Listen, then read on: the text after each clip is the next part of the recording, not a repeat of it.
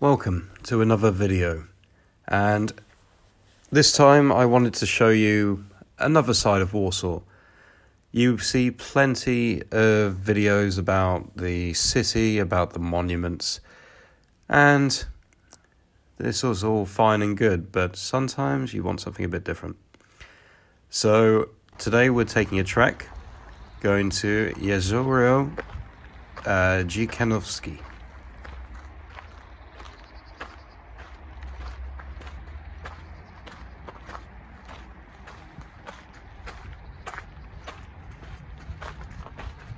So this is the work of some very bored students. They got drunk one night, chopped down a load of trees and just decided we're going to create this odd thing in the middle of the forest. I'm sure it's not government sponsored at all.